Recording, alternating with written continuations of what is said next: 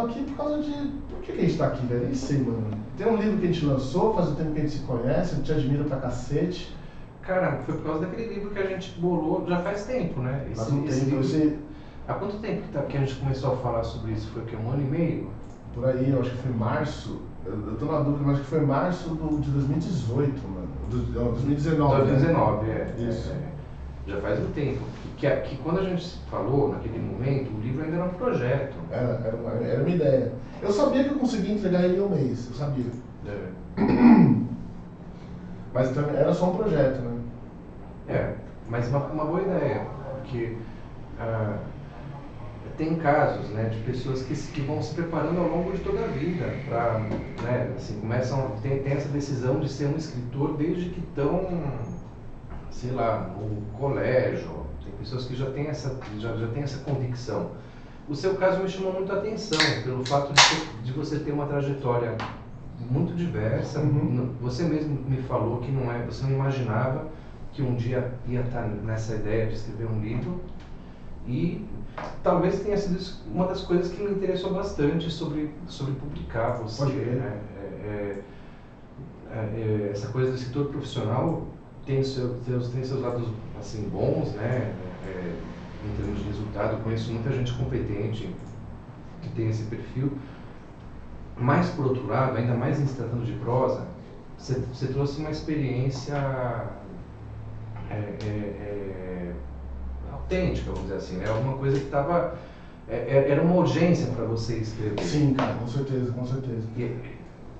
Não, é porque, assim, eu escrevo desde que eu aprendi a escrever que eu escrevo, mas eu nunca publiquei, eu sempre deixei guardado, né? Eu conheci a Maísa em 2018, e a primeira coisa que ela fez, assim, antes da gente começar a pensar em alguma coisa séria, ela editou um conto meu de 13 páginas. Então acho que ela já ficou com isso na cabeça também, de que, mano, eu tinha um potencial para escrita ali. E ela... Não vou dizer que ela insistiu tanto assim, mas ela me colocou em situações onde eu poderia me desenvolver, né? E uma delas foi encontrando com vocês. Até tem uma curiosidade, que aquele dia era para vender a ideia do livro para o Thiago. Pois é, eu me lembro bem disso. Que vai chegar... Mas aí a gente começou a conversar primeiro. Seu nome é Gabriel, era o mesmo nome do personagem. O seu livro tem o protagonista do seu livro chama Gabriel Oliveira. Gabriel Ferreira. Gabriel Ferreira. Ferreira. E aí eu falei, pô, já significa, né? Eu sou muito ligado a detalhes e sinais do universo humano ali, né? Tipo, gosto bastante de ocultismo e tudo mais. Foi um dos gostos, inclusive, que a gente descobriu no mesmo dia. Que a gente tinha em comum. E a gente começou a trocar ideia, e eu lembro que em determinada hora lá dentro da biblioteca, eu olhei pro Thiago e falei, Thiago, eu não vou mais escrever com você não, mano, vou escrever com o Gabriel, cara. Foi mal, né? Mas eu acho que teve a ver, porque assim, a gente tinha preocupações em comum, né? Fazia todo sentido publicar pela editora, porque assim como o Thiago publicou também um cara que trabalhava comigo naquele momento e que falou, pô, de repente dá para fazer uma coisa junto com você. Porra, massa. Né? Às vezes eu acho que as editoras pequenas têm essa característica. Essas trocas não são tão mal vistas assim, né?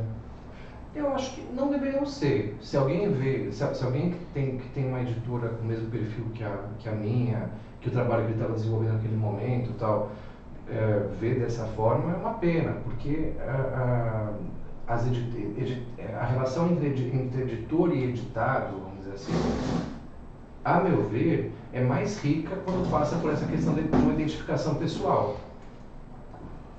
Eu acredito que não só nas pequenas, né? Tipo, eu acho que é uma coisa... Eu já gravei um disco e eu acho que é a mesma relação que você tem com o produtor. Porque você precisa para fazer uma obra bacana, tá ligado? Para fazer qualquer obra, você faz qualquer coisa, né? A gente tá falando de uma obra bacana. A pessoa que está criando a arte, ela precisa se abrir, ela precisa confiar em quem vai receber essa arte e que no final das contas vai editar e tudo mais, tá ligado? Então acho que precisa ter essa troca, tipo, eu acho essa troca fundamental, cara. Eu não conseguiria me imaginar fazendo um livro sem essa troca. Você falou uma coisa que é verdade. Mesmo numa editora grande, que tem vários editores, né, que tem várias pessoas trabalhando, o selo é um só, mas tem vários editores nessas editoras maiores. E eles direcionam os projetos para as pessoas que têm um perfil afim com aquela obra, né, ou com o projeto. pois nem sempre, quando se começa a editar um livro, ele já existe, né? É o nosso caso. A gente tratou da edição do livro sem ele existir ainda. Sim. Né? Porque, de certa forma, a gente falou, não, eu vou encampar esse projeto. Você disse, o livro ainda está para ser escrito. Sim. Mas fazia sentido fazer dessa forma, né? Eu acho que talvez não seja muito comum, né? Quando eu penso na minha trajetória de vida como ser humano, a minha trajetória sempre foi muito incomum. Eu tive uma carreira como jogador profissional de poker, né, mano? Tipo, acho que no Brasil são poucas pessoas que conseguiram fazer isso, né? Eu sempre tenho muita sorte na questão das coisas que eu faço, as coisas vêm e acontecem, tá ligado? Mas eu acho que naturalmente o caminho para quem tá começando a escrever não é você falar, tô com um livro para escrever aí, chegar e trocar ideia, né? Você tem que chegar com uma coisa pronta, né? Nas editoras pequenas, principalmente. As grandes, não, porque tem essa diferença, né? Quando você pensa no trabalho editorial, você tem a publicação, a captação de uma obra. Você importa deixar aqui? Não, nem pouco. Você tem a questão, projetos que se desenvolvem como, vamos supor, um autor tem uma obra pronta e procura uma editora para publicá-la, né? E tem casos de editoras que trabalham por projeto. Quer dizer, a editora mesma idealiza uma obra e encontra quem a execute, quem a realize, né? O nosso caso foi um pouco híbrido, porque você trouxe o projeto e eu, como editor, falei, eu vou abraçar. Né? Foi muito rápido, né, mano? Uma coisa que eu gosto muito, assim, tipo... Você leu uma parada minha de uma página, eu acho, aquele dia? Foi mais do que isso. Você tinha um tanto de páginas lá. Eu não lembro quanto era. Você tinha, acho que era um conto. Um conto, Não, acho que você mostrou no celular. Foi no celular, no celular, que você tinha. E eu lembro que... Não era uma página só. Não, era mais, acho que era umas 10, mano. Era página pra caralho, até... Eu lembro que eu, assim, tipo, eu falei, mano, tô sendo chato de pedir as pessoas lerem minha parada, né? Mas eu falei, mano, se eu tô tentando vender um livro, o cara tem que, pelo menos alguma coisa minha ali, ele tem que ler pra poder ter uma base se ele gosta ou não, né? Isso entra numa questão de concepção de literatura. Um dos temas que tem sido muito caro para mim é a ideia de que a literatura é comunicação. Né? Tanto a poesia quanto a ficção. Você escreveu existe uma visão muito corrente, inclusive nas universidades, de que o livro é uma obra fechada. Né? Aquilo é a unidade do seu pensamento.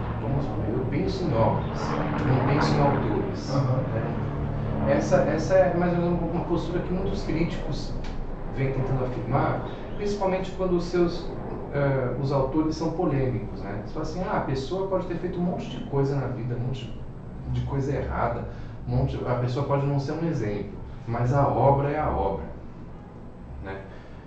Eu não sei, eu acho que assim, pela forma como a literatura entrou na minha vida, ela é algo, eu vejo como algo ligado à experiência humana integralmente.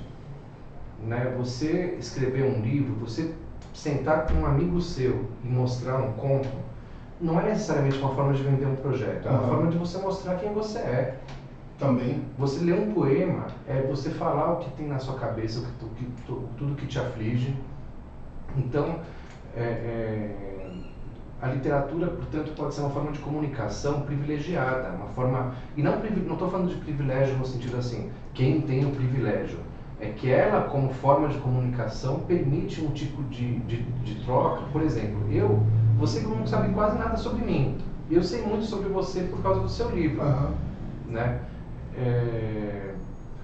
Então essa relação de mostrar o livro é uma relação que eu tinha antes de ser editor com meus amigos, com as pessoas próximas, pessoas com quem eu convivia por motivos aleatórios, não por ser um editor, vamos dizer.